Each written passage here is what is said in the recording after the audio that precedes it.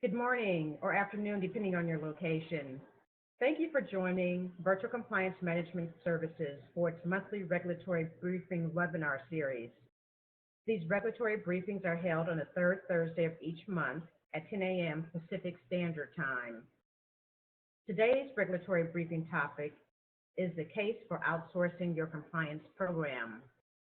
James DeFrance will be presenting today's regulatory briefing topic. At this time, I would like to take a few minutes to introduce James. James is a consumer and real estate lending compliance specialist with more than 30 years of experience in the financial services regulatory industry. He has served as a senior compliance examiner at the Federal Reserve Bank in San Francisco and has spent time as an analytical manager at the Office of Thrift Supervision, as well as a commissioned national bank examiner at the Office of the Comptroller of the Currency. James has earned his CRCM, CAMS, has a certificate from the Pacific Coast Banking School of Bank Management, a Juris Doctorate from the University of San Francisco with a concentration in banking and finance, and a BA from Dartmouth College. He is a certified regulatory compliance management specialist with experience in lending, consumer operations, non-deposit investment products, note department operations, BSAs, CRAs, and the entire credit approval process. So before I turn it over to James, just a few administrative items. Your lines will be muted during the presentation. However, if you have any questions during the presentation, simply type them in the chat box. We will gather your questions and answer them at the end of the presentation. After the presentation, you will have an opportunity to ask questions, and we will unmute your lines. With that, James, take it away. Well, thank you for that introduction, Karen. And I just want to remind you that we do these briefings every third Thursday of the month, and we invite you to invite your colleagues to join us.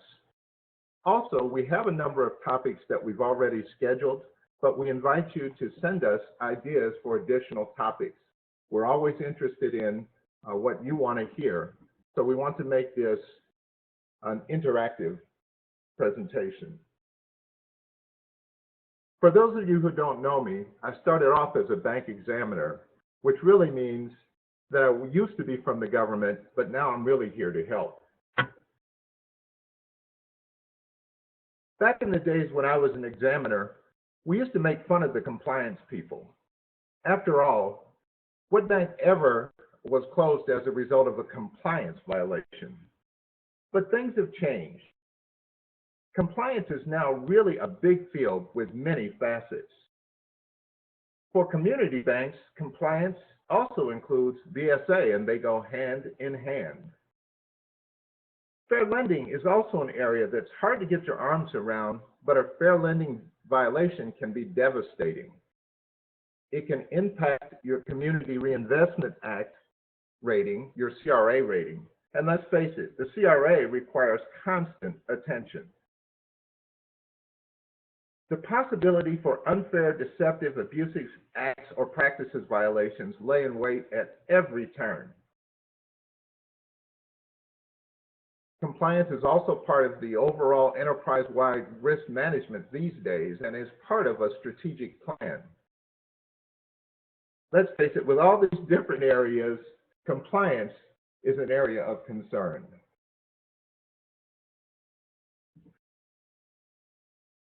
A compliance management program is now a complete function at the bank. The CMP, as it's called, includes the annual risk assessment, the audit schedule, and development of audit scopes. The compliance program also includes policies and procedures which must be comprehensive and up to date with the latest changes in regulatory requirements.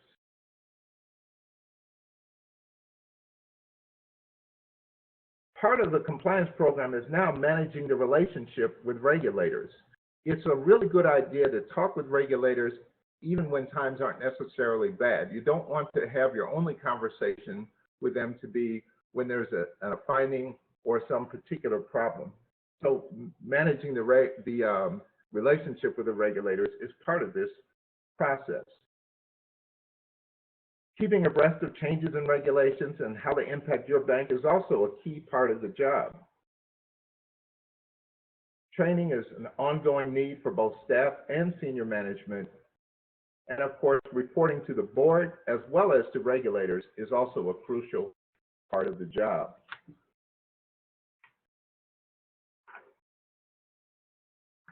The job of the compliance officer these days is both full-time and full attention. A compliance officer today is expected to possess several characteristics, including the ability to understand and negotiate risk management. Certification in the areas of compliance risk and BSA management is desirable, and in some cases is even required by the regulators. The compliance officer has to do his or her best to bring the rest of the bank on board with compliance. This is critical to survival in the era of limited resources. A major plus for a compliance officer is the ability to have a circle of friends in the compliance arena. Many of the compliance officers that we meet have additional compliance duties or operational or lending duties in addition to their compliance duties. And let's face it, one of the big characteristics of a compliance officer these days is that they're at their wits' end. Now, the costs of compliance are evident and sometimes hidden. By that I mean that there are traditional costs, including salary. Training is also one of the traditional costs. A note about training. We believe that online training should be augmented by on-site training. Case studies and the ability to interact with the instructor are invaluable. We've found that when compliance staff and loan staff get the opportunity to understand the reasons behind the regulation, they tend to incorporate it into their daily operations. Of course, there's a growing expectation that compliance staff will engage in ongoing monitoring of the institution's activities and have a feel for the pulse of the risk profile. More and more banks are hearing the suggestion, and I say suggestion in quotes, from regulators that software is a useful tool in monitoring, and therefore software is a cost of compliance. A suggestion from a regulator is, for the most part, a demand. Now, one of the hidden costs of compliance is the decision not to offer products.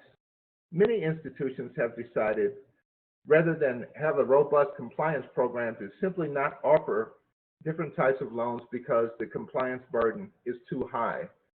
This is a real missed opportunity. Of course, the same is true for certain clients. In the area of BSA in particular, there are banks that have refused to do business with clients due to regulatory concerns. Of course, the biggest cost of all of compliance is the cost of non-compliance.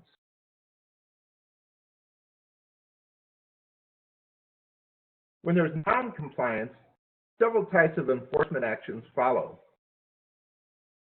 When it is imposed, the resources and the focus of the bank is centered on addressing the concerns that are in the enforcement action. One of the most costly types of enforcement actions is the look back. This is where regulators require a bank to look back for over 2 years at a particular type of transaction.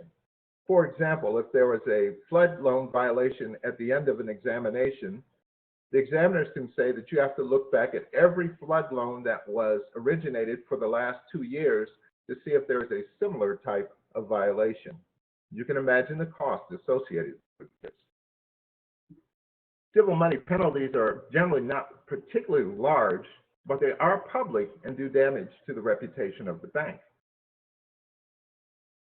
With non-compliance comes the need to hire additional staff, and in some cases, the regulators will specify the type of staff that can be hired.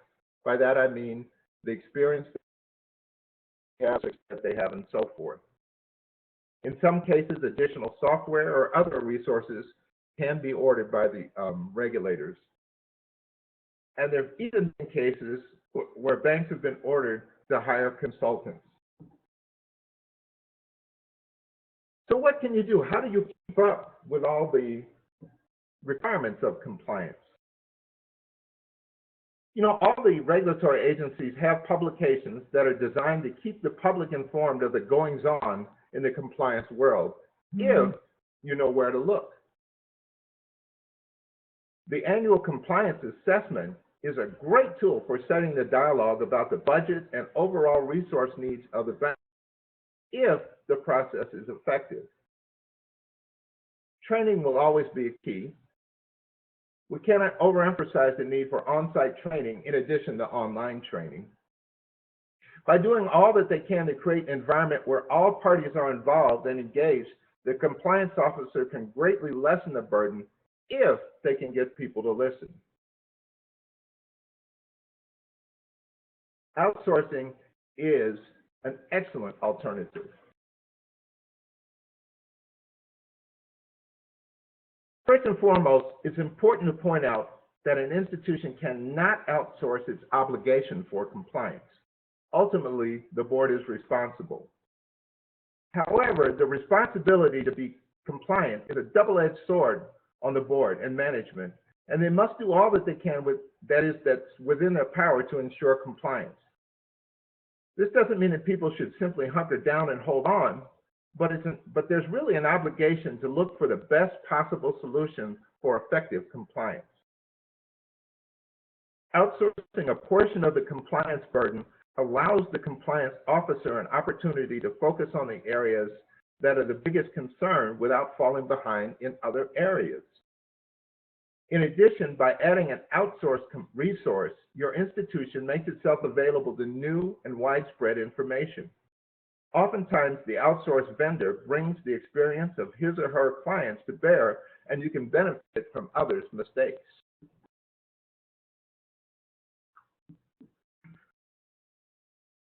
By outsourcing, your institution immediately adds the expertise and skills of the vendor firm. We all need a little help from our friends from time to time. One of the things that those of us in compliance learn early on is that there's simply no substitute for experience. Reading the regulations and having a basic familiarity with them is much like knowing just enough of a foreign language to get yourself in real trouble. Using outsourcing greatly increases the chances of second problems. There's no question that self-detected and self-corrected problems lead to better relationships with your regulators and an increased level of trust from those regulators.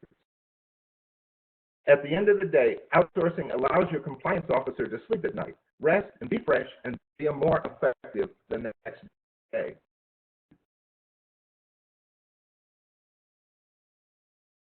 Compliance rules and regulations are here to stay, and they're part of the environment of doing business as a financial institution. You know, a violation of a regulation is often left to the interpretation of the examiner. This means that the better the relationship with the examiner and his or her agency, the better the chances of a positive outcome. Consultants really can help. They have a wealth of information and experience that can be invaluable during potential enforcement actions. Being able to self-detect problems is one of the best ways to develop a strong relationship with the regulators. We hope that you consider outsourcing. A quick commercial from us. We wanted to let you know that we will soon formally announce our new service, VCM Connect. This service has several features which are designed to assist in the compliance process. We really took our time to develop this to help compliance officers and their compliance staff, and we're very proud of this service. So when you get an opportunity, please go to the website and look up VCM Connect for a complete description of the service. With that, I'll turn it over to Karen for any questions. So we're going to unmute the line to leave it open for questions.